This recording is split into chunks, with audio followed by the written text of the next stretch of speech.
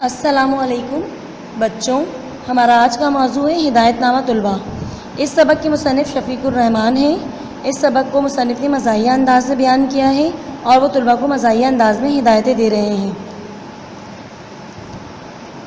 پیارے بچوں، آؤ ہم تمہیں چند مفید ہدایتیں دیں۔ ہم خود ایک عرصے تک طالب علم رہ چکے ہیں، لیکن ہمیں کسی نے ایسی بیش قیمت باتیں نہیں بتائیں۔ اسی لیے ہم نے امتحانوں میں کوئی خاص تیر نہیں مارے، بس پاس ہو جایا کرتے تھے۔ اسے اپنی خوش قسمتی سمجھو کہ آج ہم تمہیں اپنے کئی سالہ تجربے کا نچوڑ بتا رہے ہیں۔ مصنف ہمیں یہاں پہ مفید مشورے دیتے ہوئے کہہ رہے ہیں کہ ہم جب طالب علم تھے تو ہمیں کسی نے ایسی قیمتی باتیں نہیں بتائی، اسی لیے ہم بس پاس ہو جاتے تھے۔ اور وہ طلباء کو خوش قسمت کہتے ہوئے کہہ رہے ہیں کہ آج میں تمہیں اپنے تجربے کا خلاصہ بتاؤں گا۔ پہلی بات جو تمہیں ہمیشہ یاد رکھنی چاہیے یہ ہے کہ ممتحن کہتے ہیں امتحان لینے والے کو۔ ممتحن تمہارے پرچے کو حفظ کرنے کی نیت سے کبھی نہیں پڑھتا۔ ایک ہی مضمون کے پرچے بار بار پڑھ کر وہ اکتا جاتا ہے۔ پہلے وہ خوش خطی کا جائزہ لیتا ہے، شروع کی چند سطریں پڑھتا ہے اور ساری عبادت پر ہائی جمپ کرتا ہوا آخری سطروں تک پہنچ جاتا ہے۔ انہیں باغور پڑھ کر نمبر لگا دیتا ہے۔ دوسری بات یہ ہے کہ ممتحن صرف وہ باتیں تم سے پوچھے گا جو تمہیں نہ آتی ہو، جو کچھ تمہیں آتا ہے وہ ہرگز نہیں پوچھے گا۔ پہلے یہ دو سنہری نصیحتیں اپنی گرہ سے باندھ لیں۔ اچھا، اب آگے چلتے ہیں، ہم چند مضامین کو باری باری لیں گے اور ہدایتیں دیں گے۔ یہاں پر مصنف ہمیں یہ بتا رہے ہیں کہ ممتحن جو امتحان لینے والا ہے وہ پرچے کو یاد کرنے کی نیت سے کبھی نہیں پڑھتا۔ وہ پرچے کو بار بار دیکھ کر اکتا جاتا ہے اور وہ صرف خوش خطی کا جائزہ خوش خطی دیکھتا ہے کہ رائٹنگ کیسی ہے، پھر وہ شروع کی دو سطروں کو پڑھتا ہے اور پھر آخر کی دو سطروں کو پڑھ کر نمبر لگا دیتا ہے۔ مصنف یہ بھی بتا رہے ہیں کہ ممتحن ہم سے وہی باتیں پوچھتا ہے جو ہمیں نہیں معلوم ہوتی، جو ہمیں معلوم ہوتی ہے وہ کبھی نہیں پوچھتا۔ تو یہ دو باتیں مصنف نے کہا ہے کہ اپنی گرہ یعنی گانٹھ سے باندھ لو۔ جغرافیہ وہ علم ہوتا ہے جو سطح زمین، اس کی آبادی، نباتات اور حیوانات کے بارے میں حاصل کی جاتی ہے۔ جغرافیہ میں یہ ثابت کرنے کی کوشش کی جاتی ہے کہ زمین گول ہے۔ اس کا ثبوت یہ ہے کہ اگر ایک آدمی اپنی ناک کی سیدھ میں چل پڑے اور دیواروں اور چھتوں کو پھاندتا ہوا لوگوں کے گھروں میں سے گزرتا ہوا سیدھا چلتا جائے تو وہ بہت جلد اسی جگہ بھیج دیا جائے گا جہاں سے وہ روانہ ہوا تھا۔ یہاں پر مصنف جو ہے وہ مزاحیہ انداز اپناتے ہوئے بتا رہے ہیں کہ زمین گول ہے اور زمین گول ہوتی ہے۔ جب ایک آدمی ناک کی سیدھ میں چلتا ہوا دیواروں کو پھاندتا ہوا لوگوں کے گھروں میں گھسے گا تو وہ واقعی میں لوگ اسے اس کے گھر پہ ہی بھیج دیں گے۔ ایک نظام شمسی بھی ہوتا ہے جس میں زمین سورج کے گرد گھومتی ہے، چاند زمین کے گرد گھومتا ہے، لیکن چاند غریب کے گرد کچھ نہیں گھومتا۔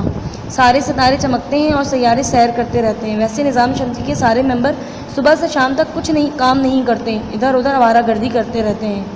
افواہ ہے کہ ان کے گھومنے سے موسم بدلتے ہیں، لیکن ہمارا خیال ہے کہ جب خنکی بڑھ جائے تو سردی کا موسم آتا ہے اور جب دھوپ تیز ہو جائے تو گرمیاں شروع ہو جاتی ہیں۔ یہ باتیں بالکل صحیح ہیں، لیکن مصنف نے اسے مزاحیہ انداز میں بیان کیا ہے۔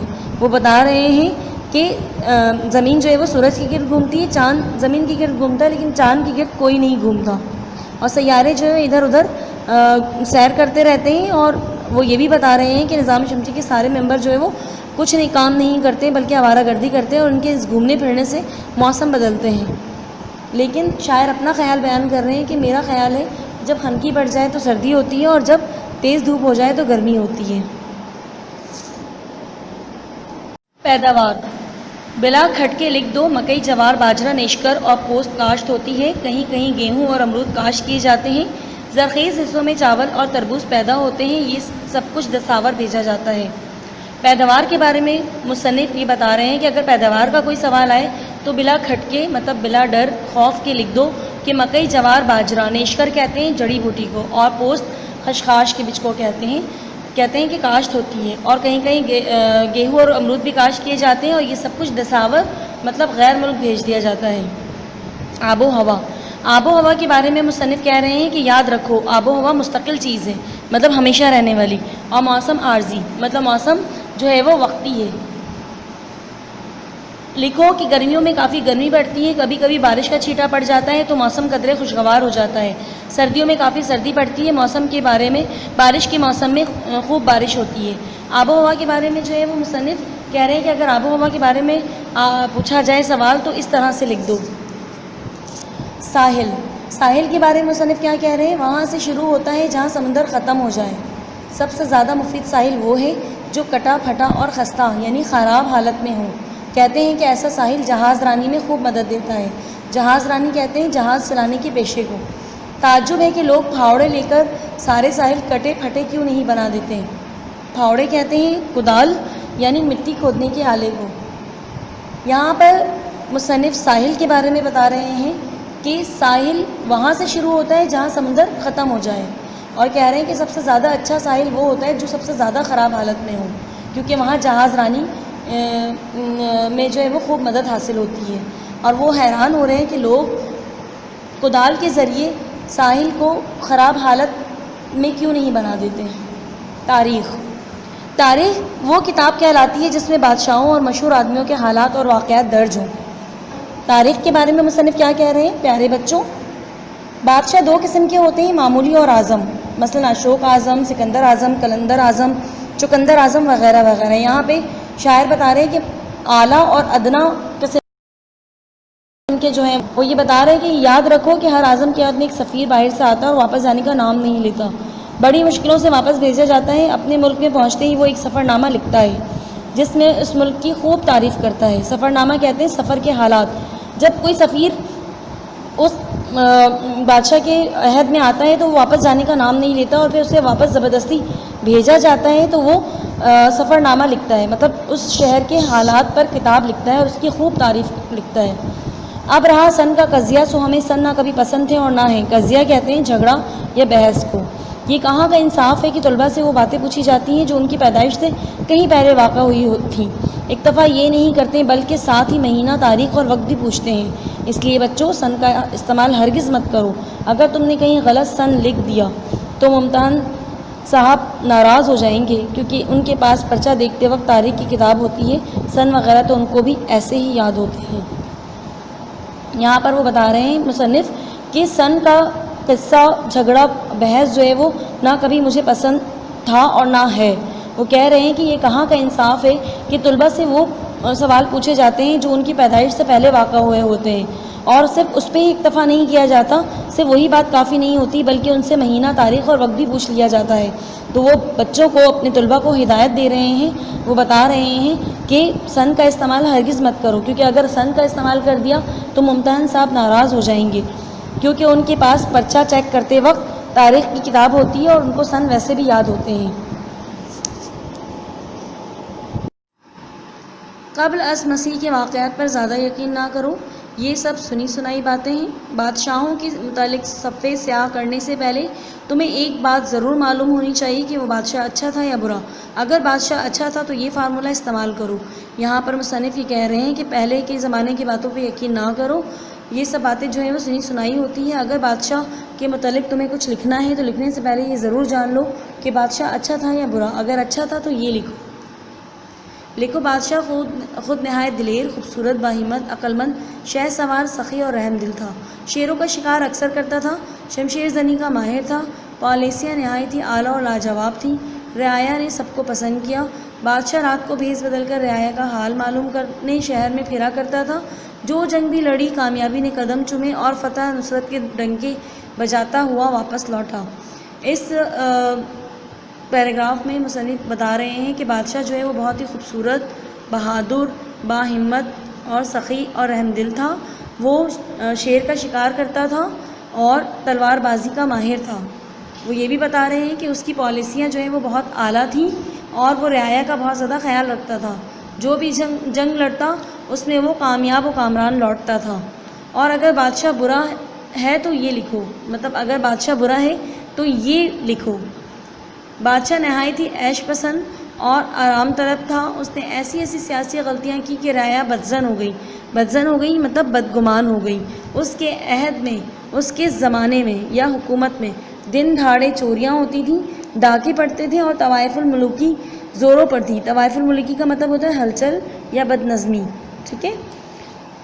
طوائف الملوکی کے معنی آج تک ہم نہیں سمجھ سکے، بہرحال تم ضرور لکھ دو. ہر صوبے کے صوبیدار نے علم بغاوت بلند کیا. صوبیدار کہتے ہیں حاکم صوبہ کو. ٹھیک ہے. اور مرتے دم تک اس کا وقت بغاوتیں دباتے دباتے گزرا. خاندان کے نام سے ہی تم کچھ اندازہ لگا لیا کرو اور اس کے مطابق چند سطور جواب میں اور شامل کر دیا کرو. اب یہاں پہ خاندان کا ذکر ہو رہا ہے اور کہہ رہے ہیں کہ خاندان کو یاد رکھنے کے لیے ان کے متعلق چند لائنیں لکھو. کیا لکھو؟ موریہ خاندان، ان بادشاہوں کو موروں کا بہت شوق تھا. غوری خاندان، ان کے بادشاہ ہمیشہ غور کرتے رہتے تھے. خاندان غلامہ، نام سے ہی صاف ظاہر ہے کہ وہ غلام تھے. سورج بنسی خاندان، یہ سورج کے سامنے بیٹھ کر بنسی بجایا کرتے تھے. مطلب مصنف نے یہاں مزاحیہ انداز میں خاندانوں کے نام پر جو ہے وہ چند سطور لکھے ہیں جس سے جواب میں آسانی ہو. حساب بچوں، ہمیں افسوس ہے کہ ہم حساب میں تمہیں زیادہ ہدایتیں نہیں دے سکتے کیونکہ ہم سوالوں کے جواب ادھر ادھر سے پوچھ کر سوال حل کیا کرتے تھے. لیکن ہم اتنا ضرور کہیں گے کہ اگر تم بار بار یہ کہہ سکتے ہو کہ فرض کیا تو تم بہت جلد حساب دان بن جاؤ گے. یعنی کہ ہم جب بھی حساب کے سوال حل کرتے ہیں تو فرض کیا کا استعمال کرتے ہیں. تو اس لیے مصنف نے یہاں پہ جو ہے وہ مزاحیہ انداز میں اپنے بارے میں بتایا ہے کہ وہ حساب میں کافی کمزور تھے. اردو میں جواب مضمون ہوتے ہیں. شعروں کے معنی پوچھے جاتے ہیں یا الفاظ کو فقروں میں استعمال کرایا جاتا ہے. جواب مضمون لکھنا بالکل آسان ہے. تمہیں ہماری نصیحت نمبر 1 یاد ہے، یعنی یہ کہ ممتحن سارا جواب مضمون ہرگز نہیں پڑھتا. چنانچہ اگر عنوان ہو ورزش کے فوائد تو شروع میں ورزش کا ایک آدھ فائدہ جو تمہیں یاد ہو لکھ دو. اس کے بعد ایک لمبی سی کہانی لکھ مارو. کہانی کے آخر میں لکھو پس ثابت ہوا کہ ورزش کے بہت سے فائدے ہیں اور ورزش نہایت ہی مفید چیز ہے. اس عبارت میں مصنف ہمیں یہ بتا رہے ہیں کہ اردو میں جواب مضمون لکھنا بہت ہی آسان ہوتا ہے. وہ یہ بتا رہے ہیں کہ میں نے تمہیں نصیحت نمبر 1 بتائی تھی کہ ممتحن جو ہے وہ سارا مضمون نہیں پڑھتا بلکہ شروع کی 2 لائن اور آخر کی 2 لائن پڑھتا ہے. تو تم اگر کوئی مضمون لکھ رہے ہو تو شروع کی لائن میں ایک آدھ فائدہ لکھو. اگر ورزش پہ مضمون لکھ رہے ہو تو اس کا ایک آدھ فائدہ لکھ دو اور اس کے بعد بیچ میں ایک لمبی سی کہانی لکھو اور آخر میں ورزش کے فائدے اور اس کی اہمیت کو واضح کر دو. اب رہے شعروں کے معنی. شعروں کے معنی کرتے وقت پہلے یہ فکرہ ضرور شامل کرو کہ شاعر کہتا ہے. اگر اتفاق سے شاعر کا نام بھی یاد ہو تو ادب سے کام لو اور لکھو فلاں صاحب فرماتے ہیں. اپنی طرف سے کچھ شامل نہ کرو، بس شعروں کو کھینچ کر سیدھا کر دو اور سیدھی سادی نثر بنا دو. مثلاً اب یہ جو ہے وہ مصنف جو ہے اس میں بتا رہے ہیں کہ شعر کو کے معنی جو ہے وہ اور اس کی تشریح کرنے کے لیے آپ کیا کرو کہ شعروں کو سیدھا کر کے لکھ دو اور اس کی سیدھی سی نثر بنا دو. اور اگر شاعر کا نام یاد ہو تو نہایت ادب کے ساتھ شاعر کا نام لیتے ہوئے